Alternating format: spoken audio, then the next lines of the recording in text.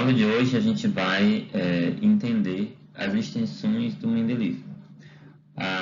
Entende-se por essas extensões do mendelismo aqueles achados que, por algum momento ou em algumas circunstâncias, né, não correspondiam de fato àqueles princípios determinados por Mendel. Tá? Para que a gente possa entender melhor um pouco sobre essas extensões de Mendel, eu resgato, né, nesses dois primeiros slides, os princípios mendelianos estabelecidos. E logo após, a gente entra com os achados, né, após o mendelismo. Então, a primeira lei de Mendel, né, ela traz dois princípios: o princípio da dominância e o princípio da segregação, né? E aí é interessante a gente mencionar que quando Mendel trabalhou aqui com as suas ervilhas, né, as ervilhas roxa pura e branca pura, quando ele fez um cruzamento, né, que obteve F1, ele obteve indivíduos 100% roxos, né? Bom, nesse caso, a gente explica que existe o princípio da dominância, que no caso o roxo dominou o branco, né? E que em algum momento houve a segregação dos caracteres que determinam o caráter roxo e o caráter branco. Essa segregação desses caráteres, ou a segregação desses genes, acontece hoje, um fato conhecido pelo evento da meiose, né? Então, a meiose da flor roxa gera gametas pesão, o outro gameta pesão, assim como a meiose oriunda das flores brancas dão origem ao gameta pezinho e pezinho, né? Ou seja, eles se separam durante a formação dos gametas e em algum momento eles se juntam, né? Que é durante a formação do zigoto. Esses zigotos se juntando tem, portanto, o caráter heterozigoto, né? E nesse caráter heterozigoto existe a dominância 100% do caráter roxo, né? Então, logo observa-se que o caráter heterozigoto oriundo da F1 tem genótipo igual a um dos pais, que no caso aqui do exemplo é da flor roxa, né? Observar que o genótipo pezinho, né, da geração F1 é heterozigoto e o fenótipo roxo é igual ao pai, sendo o pai, né, homozigoto dominante. Então a gente tem um heterozigoto aqui na geração F1 e um homozigoto dominante na geração dos pais, no entanto eles têm o mesmo fenótipo. Nesse caso, quando acontece esse caso de dominância, né, a gente diz que um único alelo, no caso aqui o pesão, ele trabalha, ele desempenha, ele produz a cor, né? Ele sozinho é o suficiente para produzir a manifestação do caráter roxo, né? Bom, a segregação dos genes, né, significa que esses alelos pesão, pesão e pezinho, pezinho se segregam em algum momento, né? Como eu já havia mencionado. Já o princípio da distribuição independente, né, parte do cruzamento de híbrido, que no caso aqui a gente traz o exemplo da ervilha lisa e amarela cruzada com ervilha verde e rugosa. Observa-se agora que nós temos dois caracteres diferentes: o caráter textura, que vai ser liso ou rugoso, e o caráter de cor, que pode ser amarelo ou pode ser verde.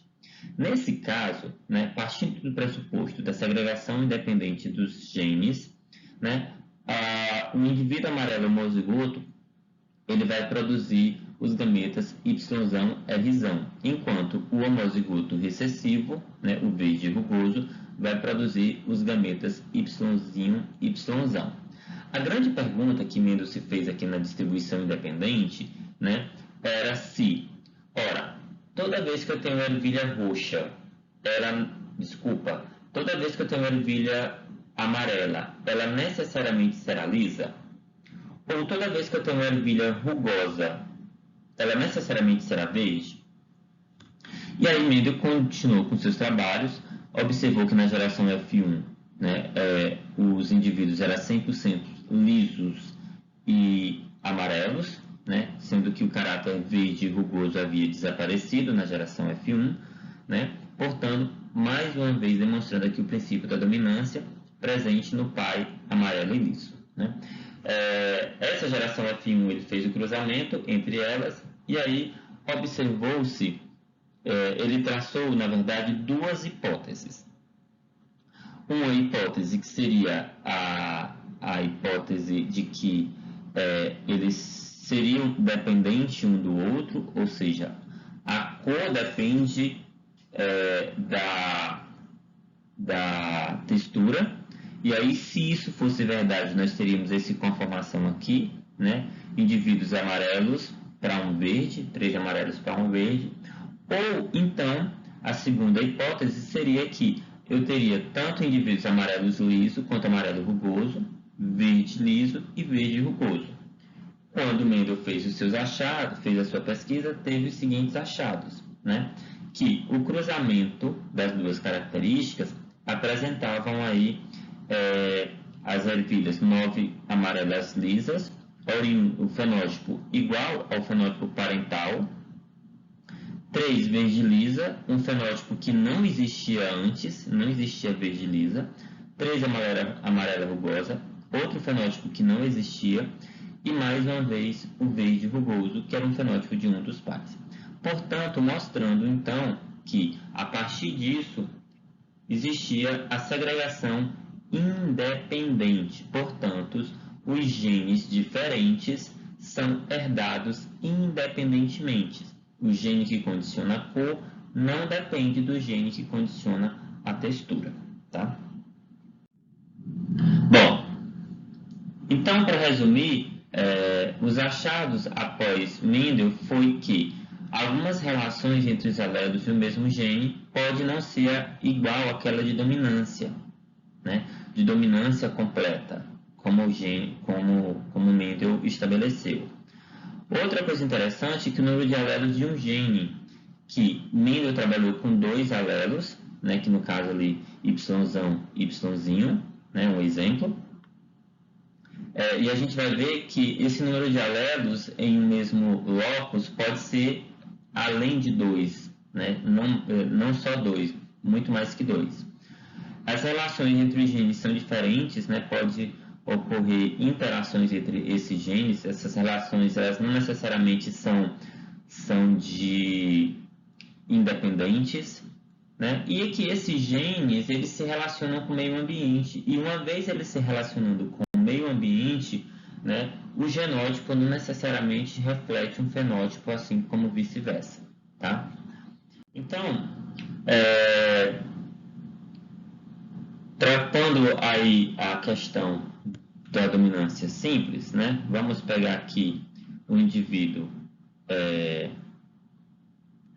Yzão cruzado com o indivíduo Yzinho. Portanto, eu tenho aqui indivíduo verde e aqui eu tenho um indivíduo amarelo. Esse indivíduo amarelo ele vai produzir gametas Yzão, e esse indivíduo verde ele vai produzir gametas Yzinho. E eles vão se combinar ao acaso. Vamos fazer, portanto, um quadrado de Punnett aqui para que vocês possam entender. Então, aqui eu tenho os gametas do pai verde, e aqui, portanto, eu vou ter os gametas do pai amarelo, Yzão.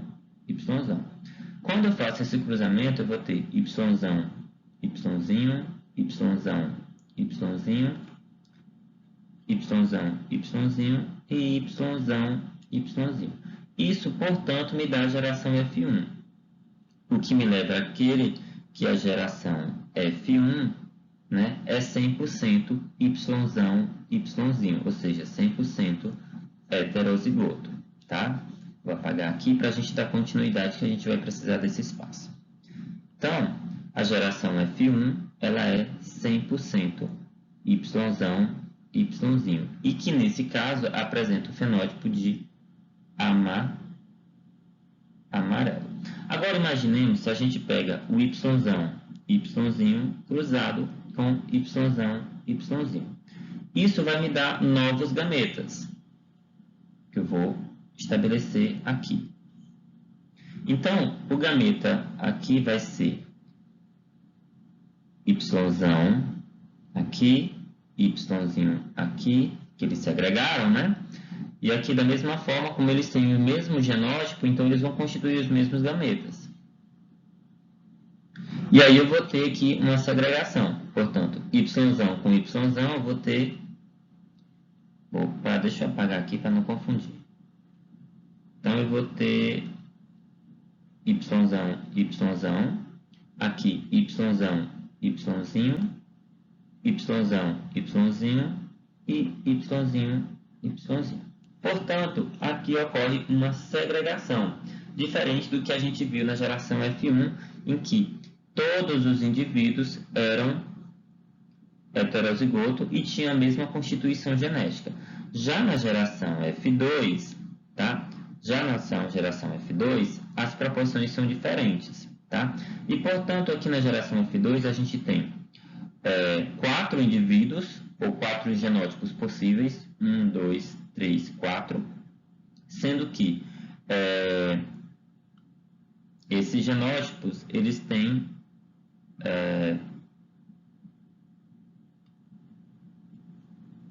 eles formam, né, uma proporção diferente. Então, eu teria um indivíduo amarelo, que seria o YZ,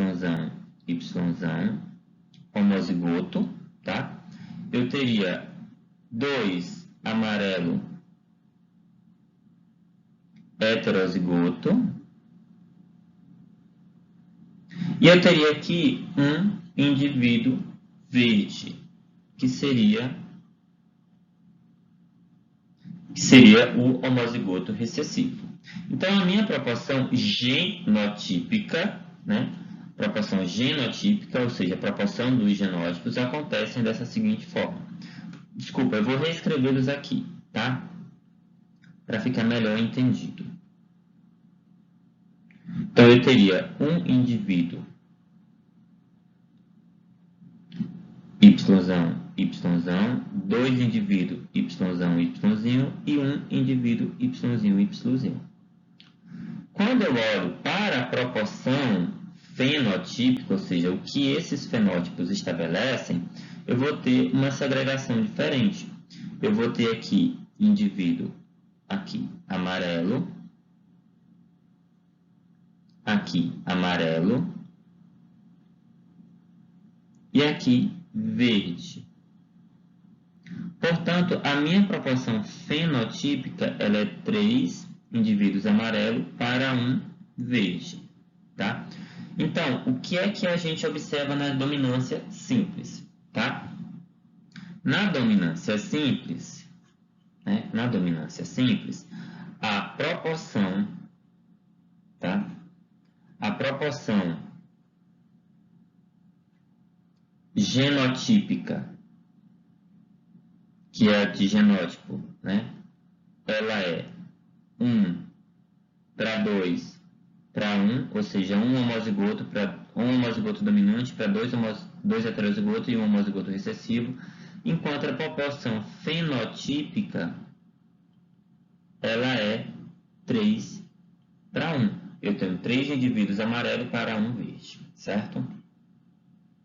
Bom, entendido essa parte, é interessante que nós observemos que o que vai determinar qual é o tipo de dominância, né, se ela é simples ou qualquer uma das outras que a gente agora vai descrever, vai ser a proporção genotípica, tá? E a proporção fenotípica, como elas se comportam, tá? Então, vamos ao próximo slide. Então, nesse slide, a gente traz, né, as diferenças que fogem, né, do determinado por Mendel, né? Então, os genes existem em formas alternativas que a gente chama de alelos. Isso vocês aprenderam. Um a gente chama de dominante e o outro chama de recessivo. segundo os achados de Mendel. No entanto, né, o efeito da dominância nem sempre é como aquele observado pelas ervilhas de Mendel. A gente pode ter o evento de dominância incompleta e pode ter a codominância. Tá? Além disso, né, os genes também podem existir com mais de 2 alelos. É o que a gente chama de alelos múltiplos. Né? Nós vamos explicar cada particularidade dessa. No caso da dominância incompleta, né, o que acontece é, vamos observar primeiro a figura aqui. Tem-se, portanto, uma geração parental, cujo a fêmea tem a plumagem 100% branca e o macho tem a plumagem preto, né, dados aí respectivamente por pesão, besão e pesão, pezinho. Pesão, né? Então, esses gametas produzidos pela fêmea e pelo macho vão dar origem à geração F1. E a geração F1, ela difere, né? A geração F1 difere dos pais, né? Observe que na dominância completa, a geração F1 ela tinha um fenótipo semelhante a um dos pais, embora a constituição genética dela fosse diferente dos pais, mas o fenótipo é igual, certo? No entanto, o que acontece aqui é que o fenótipo da geração F1 ela é diferente dos pais. E esse fenótipo ele está intermediário entre o fenótipo da fêmea e o fenótipo do macho. Né? No caso aqui, ele vai ter um indivíduo de complumagem acinzentado, cinzento azulado. Tá? Agora imaginemos o seguinte, eu pego esse geração F1, a fêmea geração F1 e cruzo com o macho da geração F1. E aí a gente vai ter a geração F2, cuja proporção ela vem um pouquinho diferente, né? A proporção fenotípica ela vem um pouquinho diferente daquilo que foi estabelecido por Mendel. Tá? Bom, nesse caso, gente, o que acontece? A geração, quando eu tenho o homozigoto, né, para a plumagem preta, eu tenho, portanto, um indivíduo 100% preto. E é uma plumagem semelhante a um dos pais. Quando eu tenho o heterozigoto, que é pesão e besão, aqui, né, eu vou ter uma plumagem semelhante à plumagem da geração F1. E quando eu tenho o homozigoto para B, vai ter a plumagem semelhante ao outro parental, que no caso aqui foi a fêmea. Então, nesse caso, a gente observa que o heterozigoto, seja na geração F1, seja na geração F2, ele vai ter um fenótipo intermediário a um dos pais, aos pais, na verdade. Ele tem um fenótipo intermediário aos pais. O que leva a crer, nesse caso, que o que condiciona a cor, né, no caso aqui nós estamos trabalhando com a plumagem preta e é dada pelo alelo pesão, né? Esse alelo pesão, quando ele está sozinho, né, quando ele não tem outro pesão, ele não tem força, ele não produz a proteína suficiente, ele não tem capacidade de produzir o fenótipo como se tivesse 2 alelos. Né? Então, para produzir a plumagem preta, ela necessariamente precisa ter os 2 alelos se manifestando, né? Os 2 alelos que condicionam a cor preta, obviamente, tá? Então, nesse caso, o produto de um alelo não é suficiente para a manifestação total do fenótipo preto. Para isso, é necessário ter 2 alelos, pesão P, né? Bom, qual a esquematização disso? Vamos lá, mais uma vez, pegar aqui o indivíduo pesão branco, cruzado com o indivíduo pesão preto. Isso vai dar a geração F1, que eu não vou detalhar, mas é semelhante àquilo que a gente fez na primeira vez ali no outro slide. E isso vai me dar uma geração F1, cuja geração F1 ela é pesão branco, pesão preto. Ou seja, uma geração heterozigoto. Se a gente olhar para os fenótipos, isso aqui condiciona o indivíduo preto, enquanto isso aqui condiciona o indivíduo branco, né? E aqui, quando a gente observa a geração F1, ele nem é preto e nem é branco. Vou dizer que ele aqui é um indivíduo, né, acinzentado.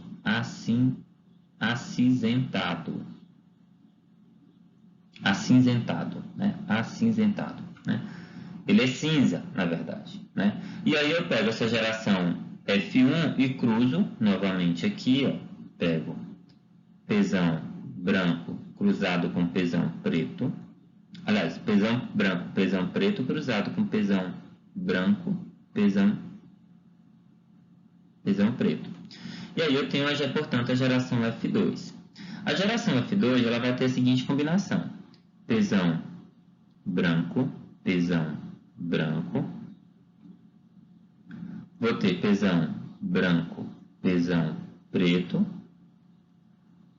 pezão branco, pezão preto.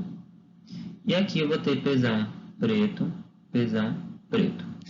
Ora, a gente chega naquela mesma proporção, ou seja, eu vou ter um indivíduo homozigoto, dois indivíduos heterozigoto e o outro indivíduo aqui homozigoto, né? Se a gente estivesse trabalhando com indivíduos da geração dominante completa, aliás, não vou entrar nesse detalhe, seríamos aqui indivíduos com a conformação semelhante. O heterozigoto seria igual a um dos homozigotos, né? Então, o que acontece? Quando eu olho pezão branco, eu vou ter indivíduo branco.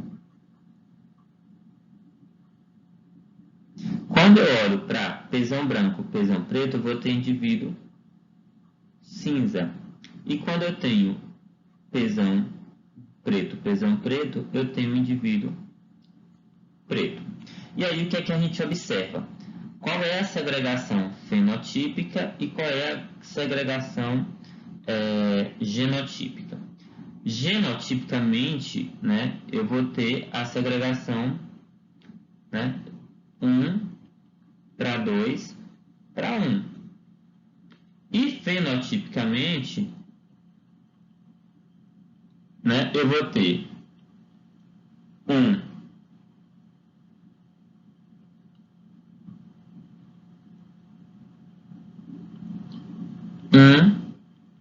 para 2 para 1. Ou seja, diferiu da dominância completa, que lá eu tinha uma proporção fenotípica de 3 para 1. Aqui eu tenho uma proporção, né, de 1 para 2 para 1, sendo um branco, dois cinza e um preto. Aqui eu tenho um homozigoto para pezão branco, o heterozigoto para pezão branco, pezão preto, e aqui eu tenho um homozigoto para pezão preto, tá? Então, as proporções fenotípicas e genotípicas, elas diferem da dominância completa, tá? Bom, no caso da codominância, né? A codominância, ela diz o seguinte, né? O heterozigoto, ele vai apresentar características iguais, ou, aliás, características comuns aos pais, né? Se o vermelho está no pai, ele vai se manifestar no filho. Se o branco está no pai, vai se manifestar no mesmo filho. Então, o heterozigoto, nesse caso, ele apresenta as características dos dois alelos ao mesmo tempo.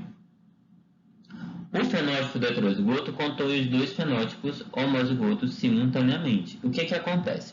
Nós temos aqui um indivíduo vermelho e tem aqui o indivíduo branco. Dito aqui por Rzão R e aqui Rzão W. Tá? Quando faz esse cruzamento aqui, se fosse, por exemplo, se o vermelho dominasse o branco, eu teria aqui um indivíduo 100% vermelho. Certo? Só que não é o caso. O indivíduo não é 100% vermelho. Né? Ele tem tanto caractere vermelho como ele tem caractere branco. Então, nesse caso, gente, é como se fosse os dois alelos, tanto o vermelho, o alelo que condiciona a cor vermelha e o alelo que condiciona a cor branca, eles fazem o seu papel tranquilamente. Um não depende do outro. né? Um não domina o outro. Porque o que é que a gente pode resumir? Né? Na dominância completa, né? Lá no caso das ervilhas de amarela e verde, né? Na presença do heterozigoto, o amarelo é o manda-chuva. Né? Ele diz, opa, quem manda aqui sou eu. Quando é na dominância incompleta, o preto diz assim, olha, eu mando, mas eu não mando 100%, não, eu só mando aqui no que eu posso. Né? Eu faço a minha parte aqui, eu não mando 100% não. E na codominância, os dois chegam e eu mando na porra toda. Então é isso que acontece. Então na codominância, os dois alelos se manifestam tranquilamente. Portanto, o indivíduo, né, heterozigoto, ele tanto vai ter características de um pai como do outro. Tá? Então, como é que vai funcionar? Né? Como é que isso acontece? Então eu tenho aqui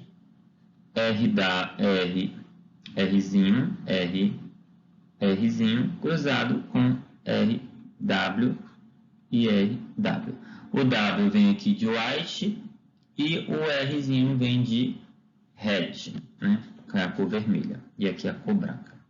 Quando eu faço esse cruzamento na geração F1, eu tenho uma F1 100% heterozigota, que ela vai ter o quê?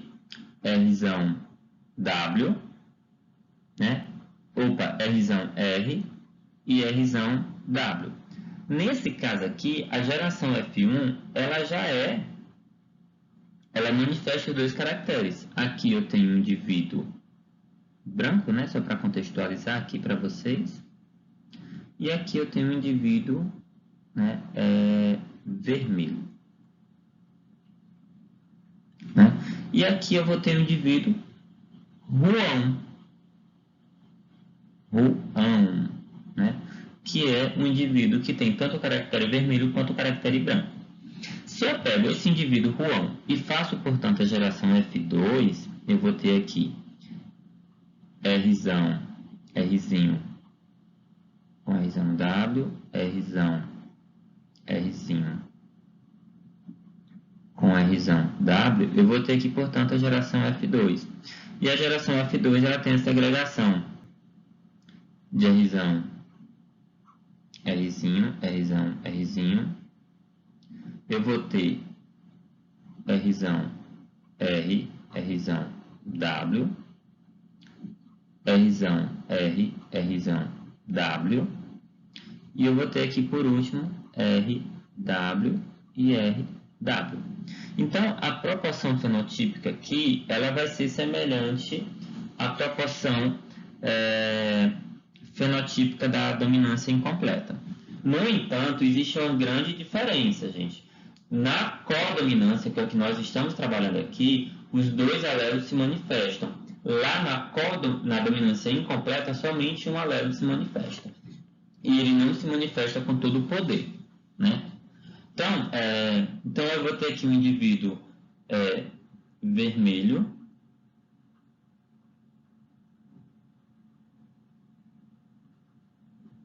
Vou ter indivíduo branco, ruão. E aqui eu vou ter um indivíduo branco.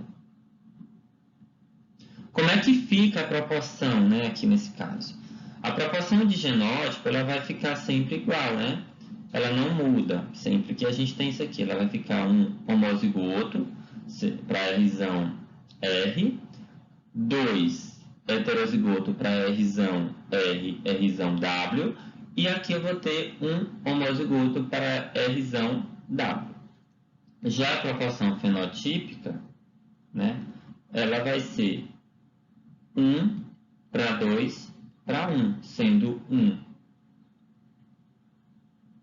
vermelho, 2 branco e 1, só quero dizer branco, aqui não é branco, é ruão, né? Um ruão.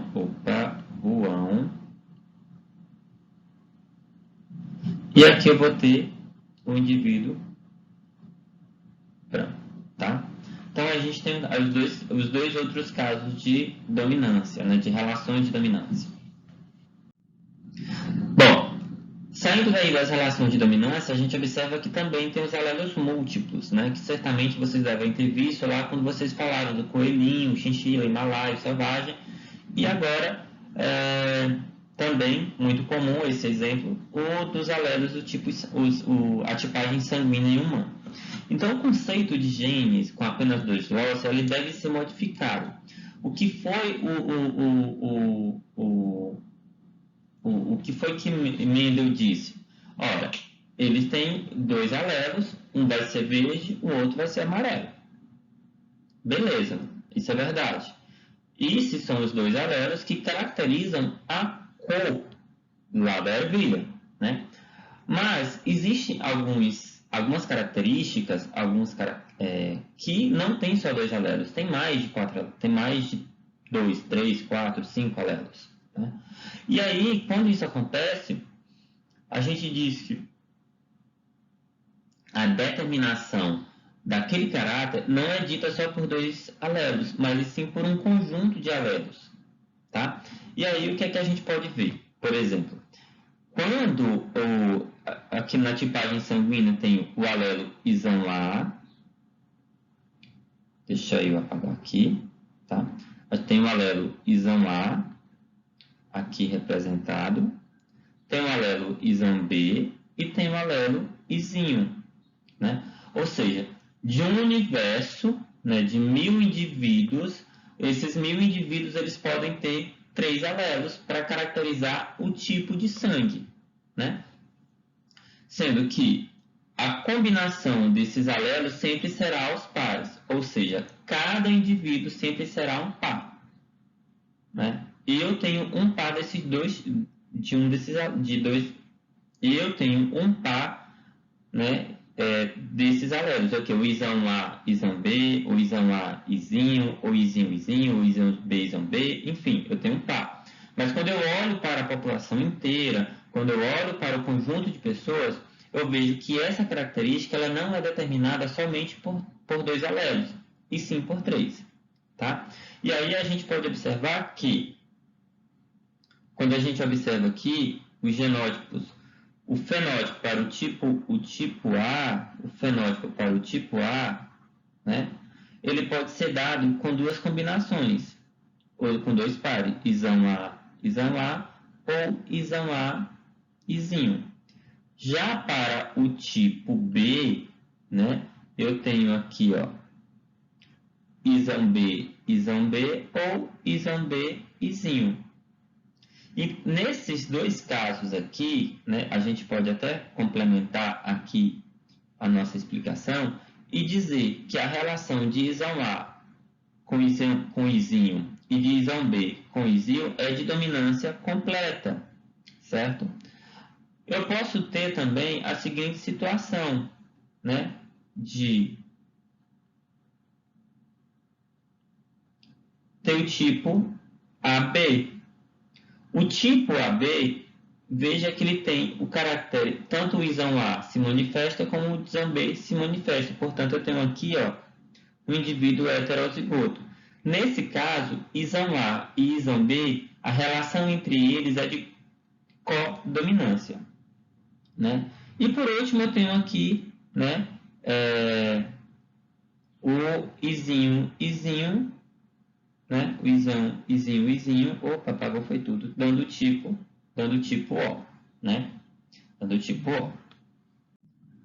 Bom, isso também, esses alelos múltiplos, né? Eles têm uma relação de dominância, como a gente acabou de explicar aí, né? E ela fica muito mais evidente quando a gente trabalha com coelhos, né? E aí, observando aqui os coelhos, né? Tem-se 4 tipos de pelagem: selvagem, chinchila, himalaio e albino, né? E essas pelagens, né, elas são determinadas por 4 alelos, né? São 4 alelos. Esses 4 alelos, existe uma relação de dominância entre eles, né? Essa relação de dominância é da seguinte forma: o alelo selvagem domina o alelo chinchila, o chinchila domina o alelo selvagem, o alelo himalaio, e o himalaio domina o alelo albino. Ou seja, existe uma relação aqui de dominância entre os 4 alelos. Portanto, a gente tem aqui, ó, de acordo com as figurinhas, né, os fenótipos, os genótipos possíveis associados ao cada pelagem. Ora, o C+, é o alelo que condiciona a cor selvagem. E se a gente observar aqui, ele é o maior de todos. Então, o C+, combinado com qualquer um dos outros 3 alelos, sempre vai dar origem à pelagem himalaio, certo? O CCH, que condiciona a cor chinchila, ela pode ser, né, em homozigose, obviamente, e o chinchila combinado com qualquer um dos outros alelos aqui, né, o himalaio e o albino, sempre vai ser um indivíduo chinchila. Ou seja, o chinchila pode ser homozigoto ou também pode ser heterozigoto, desde que o heterozigoto seja esses alelos que estão aqui inferior ao chinchila.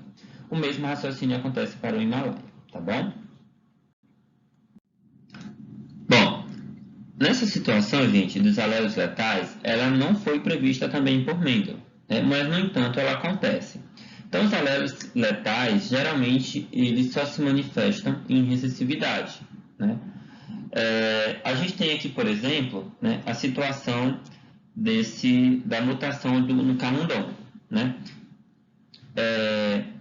Vou pegar aqui direto o cruzamento dos indivíduos heterozigotos. O indivíduo ele pode ser AYA+, né, portanto heterozigoto, cruzado com o indivíduo AYA+.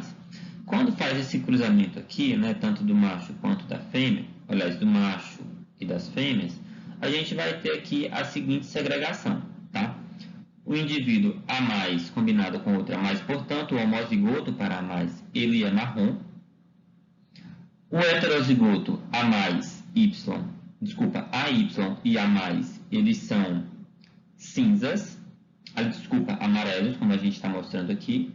E o AY, quando está em homozigose, né, ele condiciona a letalidade do embrião. Portanto, a segregação genotípica, né, e, portanto, fenotípica, ela não segue mais aquela proporção de 1:2:1 ou 3:1.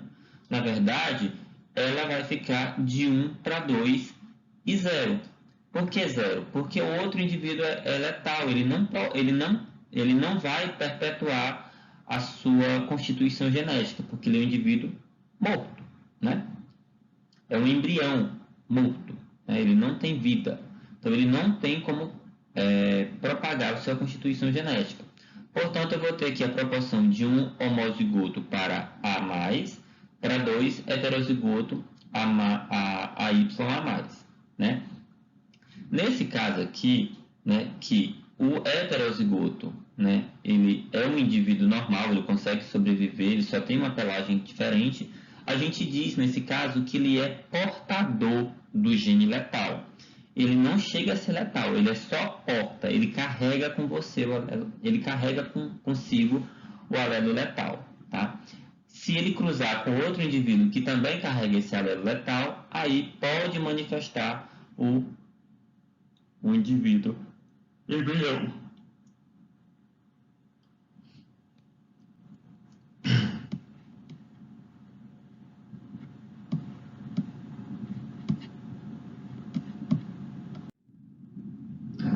Bom, além disso, né, os alelos eles também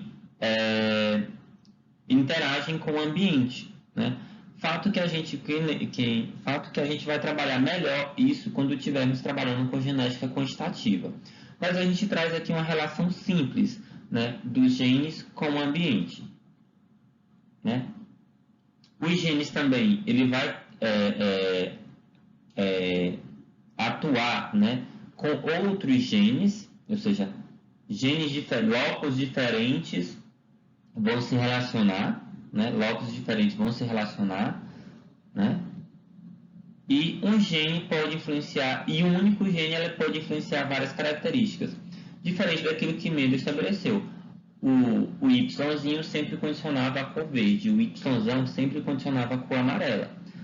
Quando eu digo que um gene ele pode influenciar várias outras características, eu estou dizendo que um determinado gene não condiciona, por exemplo, é como se o Yzinho que fosse condicionar a cor verde, ela pudesse condicionar também sei lá, a largura da folha, ou seja, um único alelo está condicionando várias outras características. Essas interações gênicas, né, elas se dão da seguinte forma, né?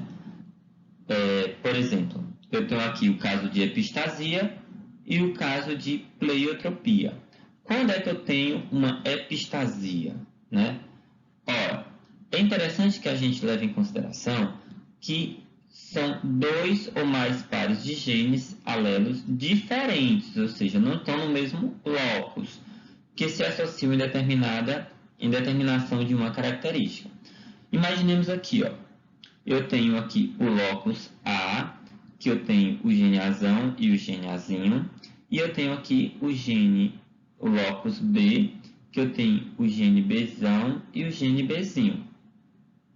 São locus diferentes com genes diferentes. Eu tenho um par de genes aqui e um par de genes aqui, né? Quando isso acontece, né, por exemplo, A interferindo em B ou B interferindo em A, para a manifestação de um único caráter, tá? Isso é o que a gente chama de epistasia, quando 2 genes diferentes que segregam diferentemente e que podem interferir no fenótipo, né? É isso aqui que está acontecendo, ou seja, A e B estão interferindo na manifestação do outro para um único caráter. Pode ocorrer também que um determinado gene, por exemplo, somente esse locus aqui, ele interferir em várias outras características, né? E aí, nesse caso, eu tenho uma pleiotropia. Exemplos, né? O exemplo de epistasia, né? Imaginemos uma característica da crista de galinhas, né, condicionada por 2 genes, R e P, em que segregam independentemente cada um com locus, com 2 alelos, né?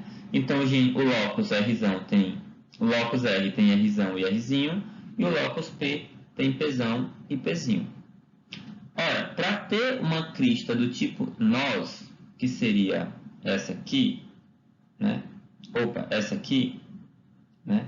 Assim, colidinha, basta que eu tenha o Rzão e o Pzão, ou seja, independente do alelo que vai estar aqui, se vai ser Rzão ou Rzinho, Pzão ou Pzinho, aqui eu sempre vou ter uma condição de crista nós, ou seja, nessa condição aqui. Se eu não tenho essa conformação, mas se eu tiver o gene P em homozigose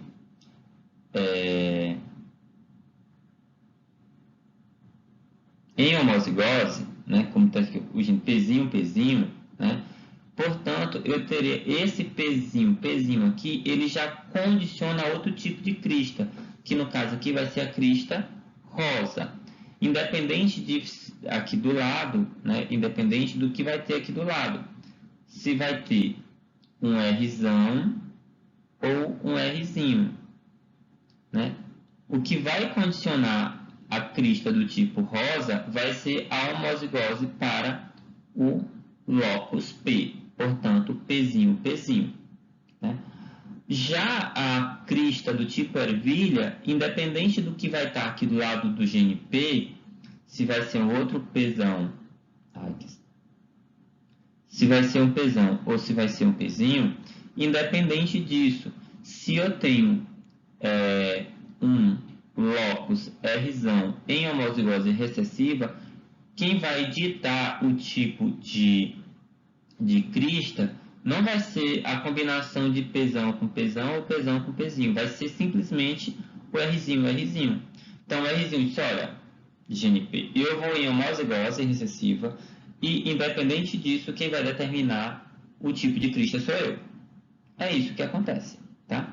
E aí, pode vir também os dois em homozigose recessiva, Rzinho, Pzinho, né? E, portanto, eu tenho a crista do tipo simples, né? Então, o que é que leva a concluir? Né? Que a interação dos produtos gênicos do R e P, dos dois genes, influencia uma única característica. Que característica é essa? A forma, né, da crista. Então, gente, a epistasia ela é caracterizada, né, quando acontece de um gene inibir a expressão de outro gene. Por exemplo, o gene A está inibindo a manifestação do gene B, de alguma forma, né? Seja ele em dominância, seja ele em recessividade, enfim, né? Isso faz com que o gene A interferindo na manifestação do gene B. Isso é uma relação de epistasia, ou seja, são genes diferentes, são locus diferentes, né? Quando eu tenho essa relação dentro do mesmo locus, essa relação ela vai ser uma relação de dominância, que ela pode ser uma relação de dominância completa, dominância codominância ou dominância incompleta, tá? Se é uma relação entre locus diferentes, é uma relação de epistasia. Outro ponto interessante aqui que acontece é com o labrador, né? O cão labrador. É interessante que a gente observe, né, que independente de como o gene Bzão vai estar, se vier junto do genótipo Ezinho, o gene B, do gene B, o labrador sempre será amarelo. Olha aqui, ó, tem um exemplo aqui. Se o Bzão vier pareado com outro Bzão, ou se o Bzão vier pareado com Bzinho, não tem importância nenhuma. Quem vai determinar a cor da pelagem é o gene Ezinho em recessividade, certo? Se o gene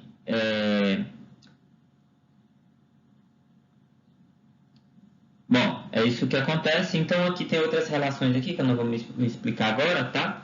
Mas a gente pode observar isso depois. E aí a gente tem 9 para 3 para 4. Ou seja, lembra quando a gente trabalhou com cruzamento de híbrido lá nas leis de Mendel, na segunda lei de Mendel? A gente tinha essa agregação de 9 para 3 para 1.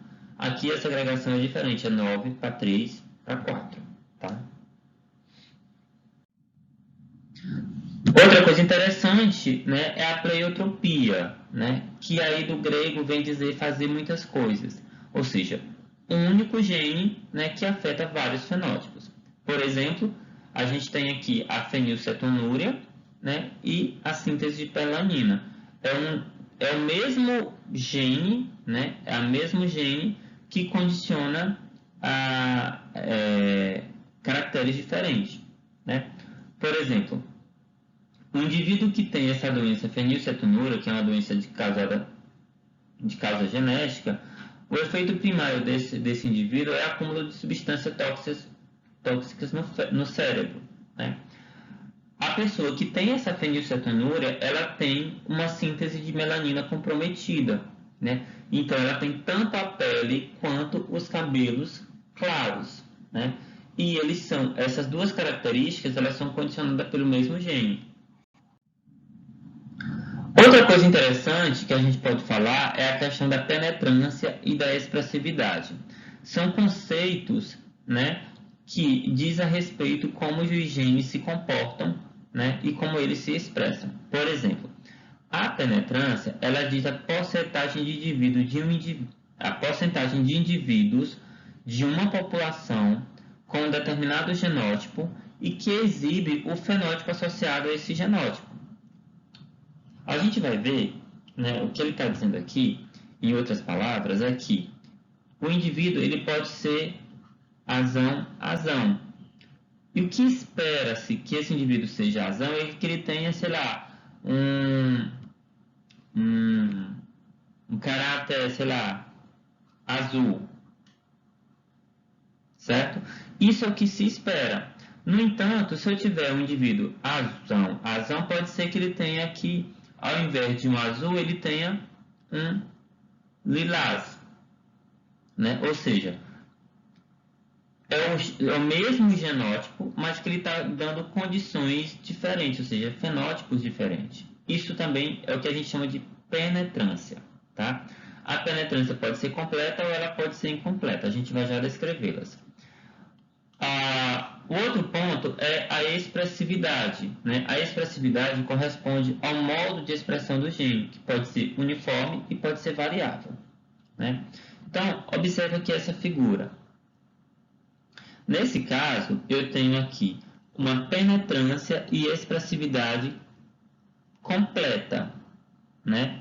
Ou seja, o indivíduo ele tem um genótipo e ele manifesta esse genótipo da maneira como a gente espera, 100% tudo igual. Ou seja, todos esses indivíduos aqui, sejam machos ou sejam fêmeas, eles têm o mesmo genótipo e eles manifestam-se igualmente. Portanto, eu tenho aqui uma penetrância completa, né? E uma expressividade uniforme, ou seja, o gene está se expressando uniformemente. Aqui eu tenho uma penetrância variável. Todos os indivíduos têm a mesma constituição genética, mas ele tem uma penetrância variável, ou seja, ele pode, uma hora ele apresenta, outra hora ele não apresenta, ou tem o mesmo genótipo, uma vez ele apresenta, não apresenta, outra apresenta, ou seja, penetrância variável, né?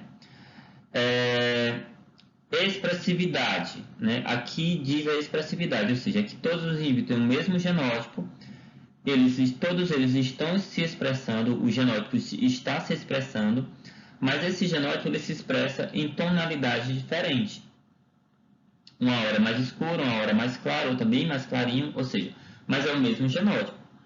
E ele está tendo uma expressão, ele está tendo uma expressividade variável, ou seja, ele tá se manifestando, né? Ele se manifesta, portanto, ele pode até dizer que ele tem uma penetrância completa, porque o genótipo está se manifestando, mas a expressividade desse genótipo ele é variável, né? Por último, a gente tem aqui penetrância e expressividade variáveis, né? Ou seja, o mesmo genótipo ele pode apresentar tonalidades diferentes, assim como ele pode não apresentar de forma nenhuma. Então, aqui, ó, indivíduo com o mesmo genótipo, mas que em alguns genótipos não se manifestam, né? Do outro lado, aqui eu tenho indivíduos com o mesmo genótipo e a expressão do fenótipo aparece, mas a intensidade é diferente, tá? Outro exemplo que a gente pode dizer, ó, da penetrância, né, penetrância completa, é quando o gene produz o fenótipo correspondente sempre que tiver presente as condições de se expressar. E a incompleta quando apenas uma parcela dos indivíduos, né, com mesmos genótipos apresentam o fenótipo correspondente. Polidactilia, né, em humanos é o exemplo disso, né? Então, um indivíduo que tem polidactilia, ou seja, que tem mais dedos, número de dedos maior que 5, né? Todos eles têm a mesma expressividade. Aliás, tem o mesmo genótipo, né? Mas se você olhar para essas pessoas que têm polidactilia, algumas delas vai ter 6 dedos, 5 dedos, aliás, vai ter 6 dedos, 7 dedos, tem delas que vai ter os dedos nascem vários dedos que nascem tudo junto um do outro, né? Então, assim, é basicamente isso que acontece. A expressividade, é que eu estou trazendo aqui mais algumas variações. Aqui a gente tem a raça do Beagle, né? A expressividade ela pode ser uniforme, ou seja, ocorre na mesma o genótipo se expressa na mesma tonalidade para todos os indivíduos que o têm, né? Já a expressividade variável é diferente, né? O alelo ele resulta em vários padrões diferentes, né? Então, aqui para o Beagle, né? Ele pode ter esse alelo cisão P, né? E a partir do momento que ele tem esse cisão P, ele pode ter várias tonalidades diferentes, ou seja, todos esses indivíduos têm a mesma constituição genética, a cisão P, né? Mas eles têm expressividades diferentes, tá? É variável. Bom, a influência do gene com o ambiente, né? Aqui mais uma vez um exemplo simples, né? Nesse caso aqui é os mesmos genes que condiciona a cor rosa e a cor azul, mas o que vai fazer com que a flor seja rosa ou azul é o teor de alumínio no solo. Então, a acidez, né, e o conteúdo de alumínio livre no solo afeta a variação de cores das flores de hortênsia na mesma variedade genética.